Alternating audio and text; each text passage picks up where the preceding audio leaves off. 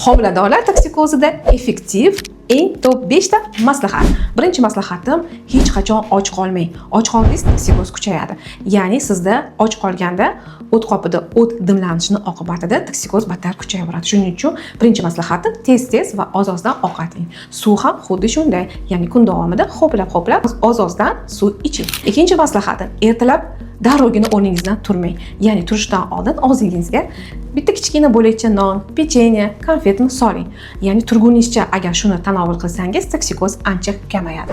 Uchinchi maslahatim, ya'ni ertalab och qoringa yoki limon suvi yoki imbir, zanjabilni iste'mol qiling. Zanjabilni kukun sifatida ham ichsangiz bo'ladi, choyga qo'shib iste'mol qilsangiz bo'ladi. To'rtinchi maslahatim, buni hech kim sizga aytmagan. Ya'ni ovqatlanayotgan paytingizda turib ovqatlanishga harakat qilib ko'ring. To'g'ri, musulmonchilikka to'g'ri kelmaydi, lekin bu effektiv usuldir. Ya'ni siz turganingizda oshqozoningiz gorizontal emas, vertikal holatga keladi va toksikoz ancha kamayadi. Beshinchisi, sho'r, achchiq, dudlangan ovqatlarni iste'mol qilmang va asabingizni tinchlantiring. Chunki bu isbotlangan narsa. Asab tizimi chatoq, ya'ni emotsional labil ayollarimizda toksikoz kuchli bo'ladi. Bu maslahatlarim ham sizga yordam bermasa, darrogina shifokor huzuriga boring.